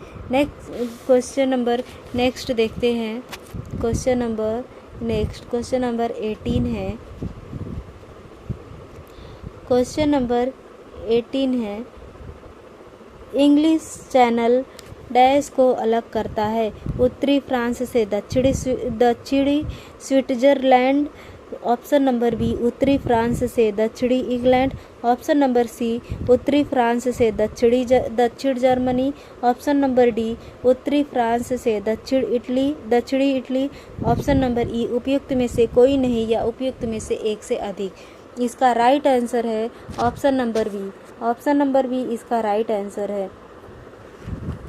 इंग्लिश चैनल जो है उत्तरी फ्रांस से दक्षिण इंग्लैंड को अलग करता है। इंग्लिश चैनल जो है इंग्लिश चैनल किसको अलग करता है? तो इंग्लिश चैनल जो है उत्तरी फ्रांस से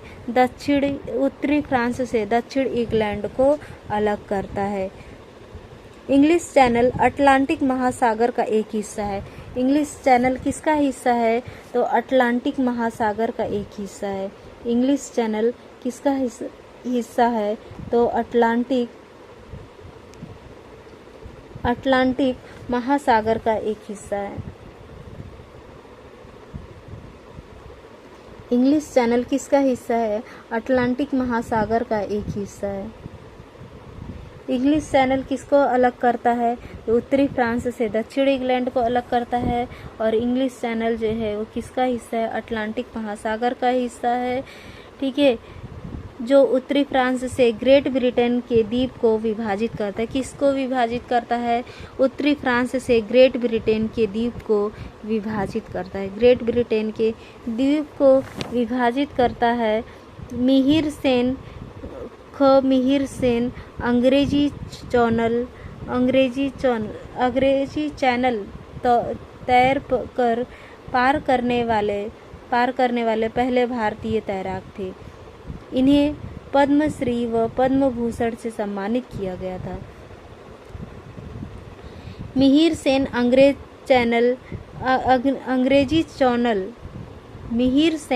अंग्रेजी चैनल तैर कर पार करने वाले पहले भारतीय तैराक थे। इन्हें पद्मश्री और पद्म भूषण से सम्मानित किया गया था।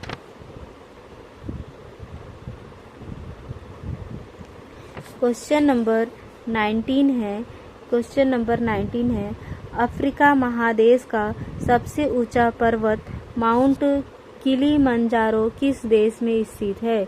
Kenya, Namibia, Tanzania, Nigeria. उपयुक्त में से कोई नहीं या उपयुक्त में से एक से अधिक। उपयुक्त में से कोई नहीं या उपयुक्त में से एक से अधिक। क्वेश्चन नंबर 19 का राइट आंसर है ऑप्शन नंबर सी इसका राइट आंसर है। ऑप्शन नंबर सी इसका राइट आंसर है। अफ्रीका महादेश का सबसे ऊंचा पर्वत माउंट किलिमंजारो तंजानिया देश में स्थित है। कहाँ पर स्थित है? तंजानिया में स्थित है। माउंट किलिमंजारो अफ्रीका महाद्वीप का सबसे ऊंचा पर्वत, विश्व का सबसे ऊंचा एकल पर्वत है। विश्व का सबसे ऊंचा और अफ्रीका महाद्वीप का सबसे ऊंचा पर्वत जो है वो माउंट किलिमंजारो है। कहाँ पर है? अफ्रीका महाद्वीप का सबसे ऊंचा पर्वत तथा विश्व का सबसे ऊंचा एकल पर्वत है। और इसकी ऊंचाई कितनी है? इसकी ऊंचाई की बात करें तो इसकी ऊंचाई जो है 5895 है। कितनी है? 5895। इसकी ऊंचाई कितनी है? 5895 मीटर है। यह पर्वत अफ्रीका महाद्वीप के तंजानिया देश में स्थित है। यह पर्वत कहाँ पर पाया जाता है? तो तंजानिया महाद्वीप देश में स्थित है। यह एक स्ट्रेटो ज्वालामुखी है। क्या है ये? एक स्ट्रेटो ज्वालामुखी है। क्या है? स्ट्रेटो ज्वालामुखी है। स्ट्रेटो ज्वालामुखी है। स्ट्रेटो ज्वालामुखी है और ये पर्वत विषुवत रेखा के समीप स्थित है। कहाँ पर है? विषुवत रेखा के समीप स्थित है। अफ्रीका महाद्वीप के प्रमुख पर्वत एटलस पर्वतमाला, ड्रैंकेसबर्ग, कैमरून पर्वत आदि है। क्या क्या है? एटलस पर्वतमाला, ड्रैंकेसबर्ग, कैमरून पर्वत, ये सारे जो है अफ्रीका महाद्वीप के प्रमुख पर्वत है। ठीक है, नेक्स्ट क्वेश्चन देखते हैं। क्वेश्चन नंबर 20 है। क्वेश्चन नंबर 20 है।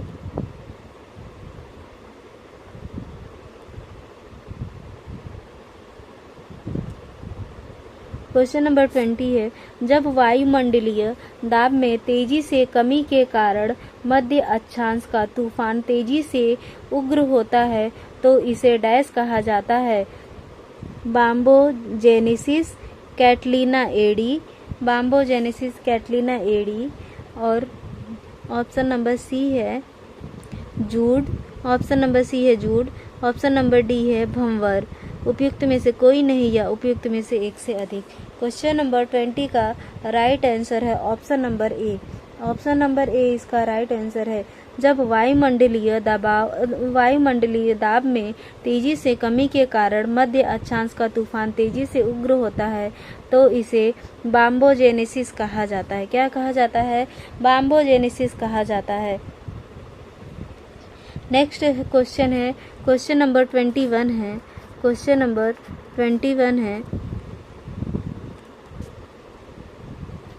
क्वेश्चन नंबर 21, निम्नलिखित में से कौन सा युग्म गलत है? समदाब रेखा दबाव, समदाब वर्षा, समदाब रेखा तापमान, आइजोहेलाइन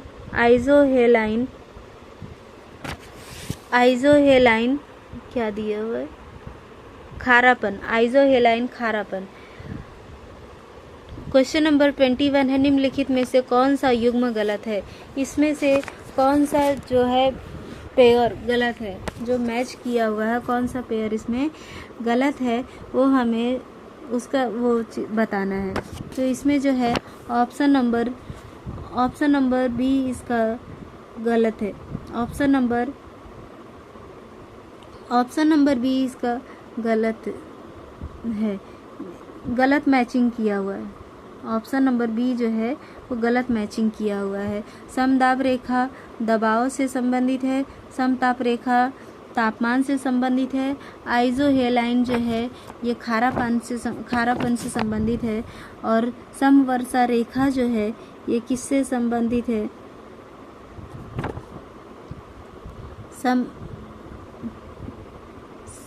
समवर्षा रेखा जो है धूप लिखा हुआ है यहाँ पे, तो समवर्षा रेखा जो है धूप से संबंधित नहीं है। तो ये समवर्षा रेखा किससे संबंधित है? समवर्षा रेखा वर्षा से संबंधित है। किससे संबंधित है? वर्षा से संबंधित। तो यहाँ पर ऑप्शन देखिए मैचिंग किससे किया हुआ? समवर्षा रेखा धूप से मैचिंग किया हुआ है। तो धूप नहीं, यहाँ धूप के जगह पर क्या आएगा? वर्षा आएगा। धूप के जगह पर क्या आएगा? वर्षा आएगा। इसके लिए इसका राइट आंसर क्या होगा? ऑप्शन नंबर बी इसका राइट आंसर होगा। नेक्स्ट क्वेश्चन देखते हैं। क्वेश्चन नंबर 22 है। भारत और श्रीलंका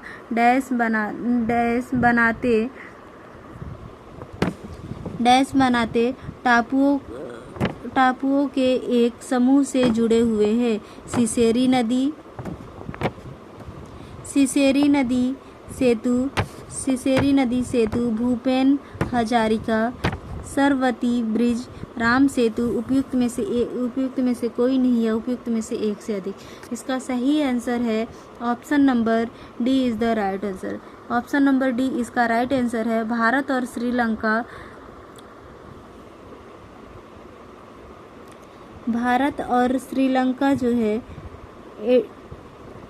और श्रीलंका राम सेतु टापुओं समूहों से जुड़े हुए हैं।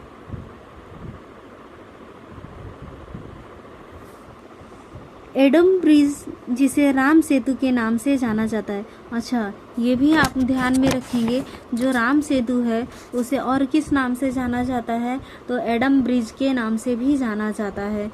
भारत और श्रीलंका से जोड़ता है। एडम ब्रिज किससे जोड़ता है, कि कहाँ से, कौन से देश को जोड़ता है, कौन कौन से देश को जोड़ता है, तो भारत और श्रीलंका को जोड़ता है। एडम ब्रिज जो है किसको, कौन कौन से देश को जोड़ता है, भारत और श्रीलंका को जोड़ता है, जिसे हम राम सेतु कहते हैं, और राम सेतु को ही एडम ब्रिज के नाम से जानते हैं। ठीक है। और ये जो है उत्तरी पश्चिमी तट से भारत और म्यांमार द्वीप से तमिलनाडु के दक्षिण पूर्वी तट पर पंबन द्वीप के बीच चूना पत्थर के सैलों की एक श्रृंखला है। उत्तरी पश्चिमी तट के भारत और म्यांमार द्वीप से तमिलनाडु के दक्षिण पूर्वी तट पर पंचम द्वीप के बीच चूना पत्थर के सैलों की एक श्रृंखला है। सैलों की एक श्रृंखला है। और क्वेश्चन नंबर 23 है। क्वेश्चन नंबर 23, निम्नलिखित में से कौन सी पहाड़ी श्रृंखला त्रिकोणीय सतपुड़ा श्रृंखला का पूर्वी बेस बनाती है? शिवालिक पहाड़ियाँ, बैलाडीला पहाड़ियाँ, मैकाल पहाड़ियाँ, बराबर पहाड़ियाँ, उपयुक्त में से कोई नहीं या उपयुक्त में से एक से अधिक। इसका राइट आंसर है ऑप्शन नंबर सी, इसका राइट आंसर है। ऑप्शन नंबर सी इसका राइट आंसर है। मैकाल पहाड़ियाँ जो है, मैकाल पहाड़ी श्रृंखला त्रिकोणीय सतपुड़ा श्रृंखला का पूर्वी बेस बनाती है। मैकाल की पहाड़ी जो है श्रृंखला त्रिकोणीय सतपुड़ा श्रृंखला का पूर्वी बेस बनाती है। ये जो है छत्तीसगढ़ के कवर्धा जिले में सतपुड़ा पर्वतमाला के पूर्वी भाग और मध्य प्रदेश के अनूपपुर जिले में स्थित है। कहाँ पर स्थित है? तो छत्तीसगढ़ के कवर्धा जिले में, और कवर्धा जिले में सतपुड़ा पर्वतमाला के पूर्वी भाग में और मध्य प्रदेश के अनूपपुर जिले में स्थित है। और इसकी चोटी कौन है, इसकी चोटी का नाम क्या है? तो इसकी चोटी का नाम जो है अमरकंटक है। इसकी चोटी का नाम क्या है? तो अमरकंटक है। सतपुड़ा पर्वतमाला 7 पर्वतों की श्रृंखला है। आपसे पूछा जाए कौन सा पर्वतमाला है जो 7 पर्वतों की श्रृंखला है, तो सतपुड़ा पर्वतमाला जो है 7 पर्वतों की श्रृंखला है। इसकी सबसे ऊंची चोटी का नाम क्या है? तो धूपगढ़ है। सबसे ऊंची चोटी इसकी कौन सी है? धूपगढ़ है। शिवालिक जो है नेपाल में है। बैलाडीला कहाँ पर है? तो छत्तीसगढ़ में। ठीक है। नेक्स्ट क्वेश्चन है, क्वेश्चन नंबर 24 है, कोसी नदी। क्वेश्चन नंबर 24 है, कोसी नदी किस राज्य से होकर भारत में प्रवेश करती है? बिहार, उत्तर प्रदेश, सिक्किम, हिमाचल प्रदेश, उपयुक्त में से कोई नहीं या उपयुक्त में से एक से अधिक। बिहार, उत्तर प्रदेश, सिक्किम, हिमाचल प्रदेश, उपयुक्त में से कोई नहीं या उपयुक्त में से एक से अधिक। इसका राइट आंसर है ऑप्शन नंबर ए, इसका राइट आंसर है। कोसी नदी जो है बिहार से होकर भारत में प्रवेश करती है। कोसी नदी कहाँ से प्रवेश करती है? तो भारत से होकर कोसी नदी कहाँ से होकर के भारत में प्रवेश करती है? तो बिहार से होकर के भारत में प्रवेश करती है। कोसी एक सीमा पार नदी है। कोसी नदी जो है वो क्या है? सीमा पार नदी है। इसका उद्गम कहाँ से होता है? तो तिब्बत हिमालय से होता है। कोसी, आपसे पूछा जाएगा कोसी नदी का उद्गम कहाँ से होता है, तो आप क्या बताएंगे? कोसी नदी का उद्गम जो है, कोसी नदी का उद्गम कहाँ से होता है? तिब्बत से होता है। कहाँ से होता है? तिब्बत से होता है। तिब्बत के हिमालय से होता है। कहाँ से? तिब्बत के हिमालय से होता है। कोसी नदी का उद्गम कहाँ से होता है? तिब्बत के हिमालय से होता है और उस नेपाल से प्रवाहित होकर भारत के बिहार राज्य में प्रवेश करती है। नेपाल से प्रवाहित होकर के, नेपाल से प्रवाहित होते हुए, नेपाल से बहते हुए, नेपाल से ऐसे बहते हुए कहाँ पर आती है? तो बिहार में, बिहार से होते हुए भारत में प्रवेश करती है। बिहार से होते हुए भारत में प्रवेश करती है और जो है अनिश्चित समयावधि में अपना मार्ग बदलती रहती है और ये अपना रास्ता जो है चेंज करते रहती है, जिससे बिहार राज्य में बाढ़ की स्थिति उत्पन्न होती है। आपसे पूछा जाएगा बिहार में बाढ़ आने की वजह कौन सी नदी, बिहार में बाढ़ जो आती है, बिहार में बाढ़ आने की उपस्थिति कौन से नदी के कारण उत्पन्न होती है? तो कोसी नदी के कारण उत्पन्न होती है। कौन सी नदी के कारण उत्पन्न होता है? तो कोसी नदी के कारण उत्पन्न होता है। इसीलिए इसे कोसी नदी को ही बिहार का शोक कहा जाता है। आपसे पूछा जाएगा कि कौन सी नदी है जिसको बिहार का शोक कहा जाता है? बिहार का शोक किसको कहा जाता है? तो बिहार का शोक किसको कहा जाता है? तो कोसी नदी को ही बिहार का शोक कहा जाता है। किसको कहा जाता है? कोसी नदी को ही बिहार का शोक कहा जाता है। ठीक है। सूर्यकोशी, अरुण और तैमूर इसकी मुख्य सहायक नदियां हैं। इसकी सहायक नदियां कौन सी है? सूर्यकोशी, अरुण और तैमूर इसकी मुख्य सहायक नदियां हैं। बिहार के कटिहार जिले के समीप यह गंगा नदी में मिल जाती है। आपसे पूछा जाएगा बिहार में कहाँ पर, बिहार में कौन सी नदी में कोसी नदी मिलती है? बिहार में कौन सी नदी में कोसी नदी मिलती है? तो बिहार में गंगा नदी में कोसी नदी मिलती है। कहाँ पर मिलती, कौन से जिले में मिलती है? कटिहार जिले में मिलती है। कौन से जिले में मिलती है? कटिहार जिले में। कोसी नदी जो है बिहार में कौन से नदी में मिलती है? तो बिहार में कटिहार जिले में गंगा नदी में मिलती है। नेक्स्ट क्वेश्चन है,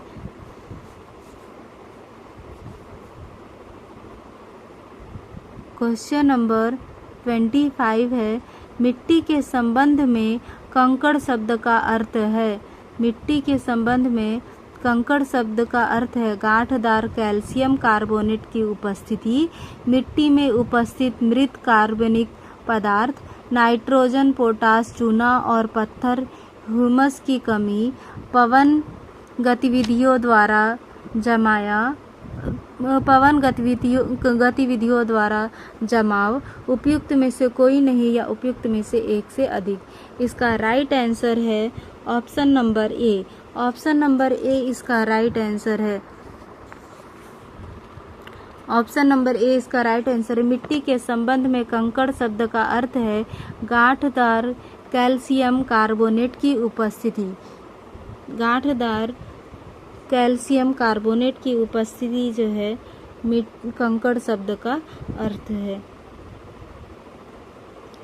जो मिट्टी के माध्यम से पानी को प्रतिबंधित करते, जो मिट्टी के ही माध्यम से पानी को क्या करते, प्रतिबंधित करते, रोकते हैं। ठीक है। मिट्टी के घुलनशील लवणों की पर्याप्त मात्रा पाई जाती है। मिट्टी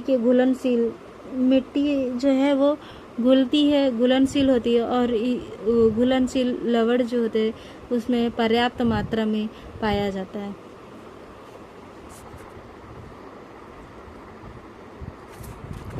क्वेश्चन नंबर 26 है।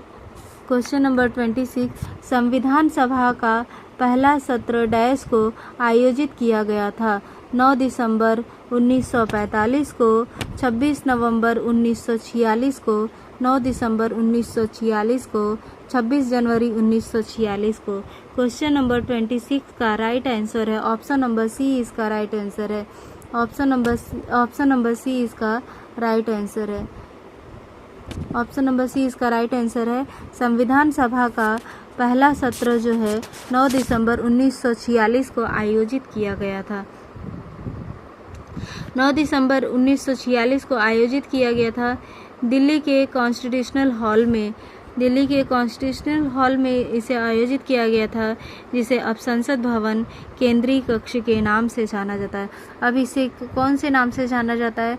तो संसद भवन केंद्रीय कक्ष के नाम से जाना जाता है। ठीक है, केंद्रीय कक्ष के नाम से जाना जाता है। संविधान सभा के सबसे बुजुर्ग सदस्य डॉक्टर सच्चिदानंद को सभा का अस्थायी अध्यक्ष चुना गया था।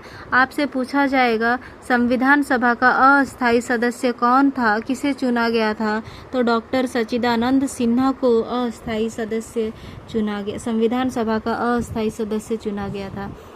संविधान सभा का आपसे पूछा जाएगा क्वेश्चन में, संविधान सभा का अस्थायी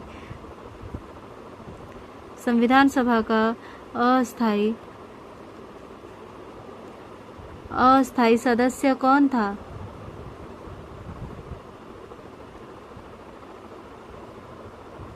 अस्थायी सदस्य पूछा जाएगा तो आप क्या बताएंगे? डॉक्टर सच्चिदानंद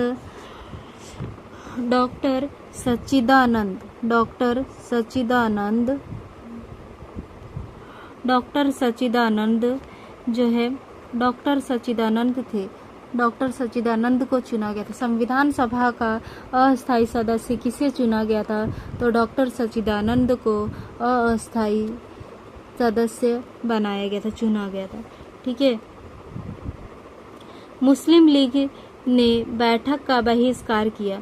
मुस्लिम लीग ने क्या किया था? इस बैठक को बहिष्कार किया और पाकिस्तान के लिए अलग संविधान सभा की मांग की। पाकिस्तान के लिए मुस्लिम लीग ने इस सभा को बहिष्कार कर दिया था, नकार दिया था। इस सभा को उसने नहीं माना, नहीं स्वीकार किया और उसने किसकी मांग की? वो तो उसने जो है पाकिस्तान के लिए अलग संविधान की मांग की थी और इसने संविधान सभा के लिए पाकिस्तान के लिए अलग संविधान की मांग की थी। मुस्लिम लीग ने इसको क्या कर दिया था? मुस्लिम लीग ने बहिष्कार किया था। मुस्लिम लीग ने बहिष्कार किया गया था। और अगर आपसे स्टेटमेंट के फॉर्म में दे दिया तो स्टेटमेंट के फॉर्म में तो 3 से 4 स्टेटमेंट दिया रहता, तो आपको चूज़ करना पड़ेगा कि सही क्या है। हो सकता है ये भी लाइन दे दे कि मुस्लिम लीग ने स्वीकार किया था या नहीं किया था, तो आपको बताना पड़ेगा मुस्लिम लीग ने जो है इसको क्या किया था? बहिष्कार किया था, बहिष्कार किया था। उसने किसकी मांग की? मुस्लिम लीग ने किसका मांग किया? तो मुस्लिम लीग ने पाकिस्तान के लिए अलग से संविधान सभा की मांग की। ठीक है,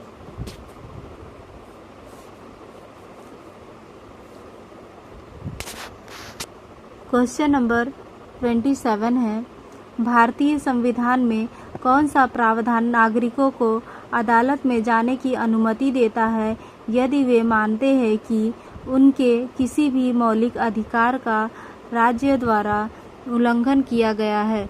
शोषण के खिलाफ अधिकार, संवैधानिक उपचार का अधिकार, स्वतंत्रता का अधिकार, संस्कृति और शैक्षिक अधिकार, उपयुक्त में से कोई नहीं या उपयुक्त में से एक से अधिक। उपयुक्त में से कोई नहीं या उपयुक्त में से एक से अधिक। इसका राइट आंसर है ऑप्शन नंबर बी, इसका राइट आंसर है। ऑप्शन नंबर बी इसका राइट आंसर है। इसका राइट आंसर कौन सा है? इसका right answer option number B, संवैधानिक उपचार का अधिकार। संवैधानिक उपचार का अधिकार जो संपत्ति का अधिकार था, संपत्ति का अधिकार पहले मौलिक अधिकार में हुआ करता था, तो जैसे किसी के माँ बाप अगर उसको अपने बच्चे को संपत्ति नहीं देना चाहते थे तो लोग क्या करते थे, इसी इसी इसी प्रावधान को यूज़ करके वो जो है अदालत में चले जाते थे कि संपत्ति की बात को लेकर के उस अदालत में चले जाते थे। यही रीज़न था कि संपत्ति का अधिकार जो है मौलिक अधिकार से हटा दिया गया है और उसको कानूनी अधिकार में रखा गया है। किसमें रखा गया है? कानूनी अधिकार में रखा गया है। ठीक है, नेक्स्ट क्वेश्चन है क्वेश्चन नंबर 28 है। निम्नलिखित कथनों पर विचार कीजिए। भारतीय संविधान के अनुच्छेद 12 में राज्य में सम्मिलित है। ए दिया हुआ है, स्टेटमेंट देखिए, स्टेटमेंट के फॉर्म में यहाँ पे क्वेश्चन पूछ लिया। भारत के भूभाग या भारत सरकार के नियंत्रणाधीन स्थानीय प्राधिकरण या अन्य प्राधिकरण, ऑप्शन नंबर बी दिया हुआ है। सरकार और भारत की संसद, ऑप्शन स्टेटमेंट सी में क्या दिया हुआ है? प्रत्येक राज्य की सरकार और विधानमंडल। नीचे दिए गए संकेतों से सही उत्तर का चुनाव कीजिए। ऑप्शन नंबर ए में दिया हुआ केवल ए और बी, ऑप्शन बी में दिया हुआ केवल बी और सी, ऑप्शन सी में दिया हुआ ए और सी, ऑप्शन डी में दिया हुआ ए बी और सी, ऑप्शन ई दिया हुआ उपयुक्त में से कोई नहीं या उपयुक्त में से एक से अधिक। इसका राइट आंसर है ऑप्शन नंबर डी, इसका राइट आंसर है। ऑप्शन नंबर डी इसका राइट आंसर है। क्वेश्चन नंबर 28 का ऑप्शन नंबर डी इसका राइट आंसर है। ए बी सी तीनों स्टेटमेंट सही हैं। ए बी सी तीनों स्टेटमेंट सही है। भारतीय संविधान के अनुच्छेद 12 में राज्य में सम्मिलित क्या क्या सम्मिलित है? भारत के भूभाग या भारत सरकार के नियंत्रणाधीन स्थानीय प्राधिकरण या अन्य प्राधिकरण, ये भी सम्मिलित है। सरकार और भारत की संसद, ये भी सम्मिलित है। स्टेटमेंट सी है। प्रत्येक राज्य की सरकार और विधानमंडल, ये भी सही है। ठीक है, इसके वजह से ऑप्शन नंबर सी इसका सही आंसर हो जाएगा। क्वेश्चन नंबर 29 है। क्वेश्चन नंबर 29 है। भारतीय संविधान का कौन सा अनुच्छेद कारखानों आदि में बालकों के नियोजन का प्रतिरोध से संबंधित है? अनुच्छेद 24, अनुच्छेद 23, अनुच्छेद 17, अनुच्छेद 20, उपयुक्त में से कोई नहीं या उपयुक्त में से एक से अधिक। उपयुक्त में से कोई नहीं या उपयुक्त में से एक से अधिक। इसका सही आंसर है ऑप्शन नंबर ई, इसका राइट आंसर है। ऑप्शन नंबर ई इसका राइट आंसर है। ऑप्शन नंबर ई इसका राइट आंसर है। भारतीय संविधान का कौन सा अनुच्छेद कारखानों आदि में बालकों के नियोजन का प्रतिरोध से संबंधित है? तो इसका सही आंसर है ऑप्शन नंबर ई। भारतीय संविधान का अनुच्छेद 24 कारखानों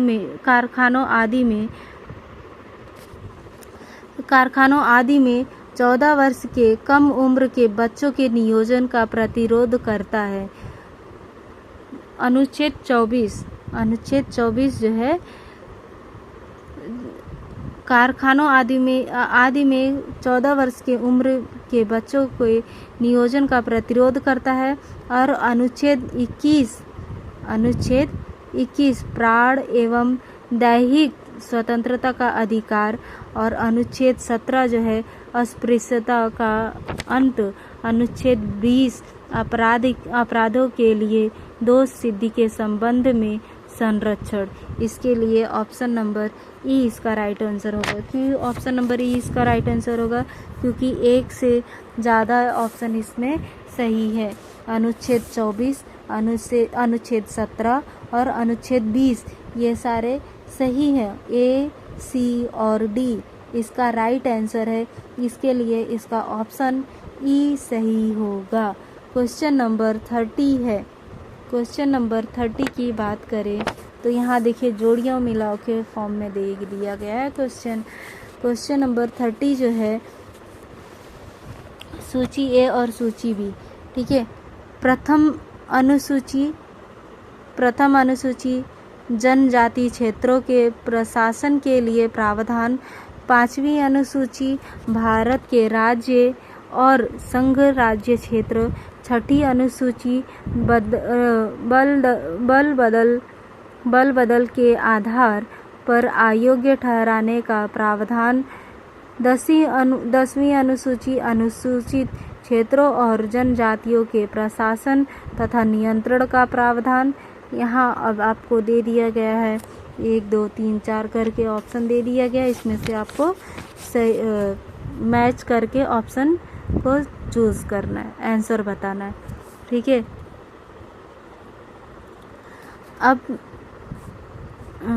पहले मैच कर लेते हैं। प्रथम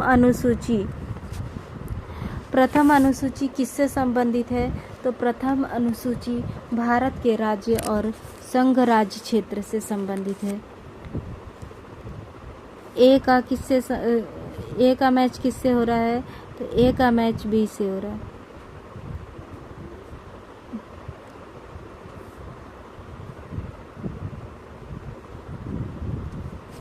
फर्स्ट का मैच किससे हो रहा है? फर्स्ट का मैच ए से हो रहा है। प्रथम अनुसूची भारत के नहीं ए से नहीं हो रहा है, बी से हो रहा है, सॉरी बी से हो रहा है। प्रथम अनुसूची भारत के राज्य और संघ राज्य क्षेत्र। ठीक है, और 5वीं अनुसूची जो है अनुसूचित क्षेत्रों और अनुसूचित जनजातियों के प्रशासन तथा नियंत्रण का प्रावधान करता है। 5वीं अनुसूची अनुसूचित क्षेत्रों 5वीं अनुसूची जो है वो डी से मैच कर रहा है। दूसरे का क्या हो जाएगा? डी हो जाएगा।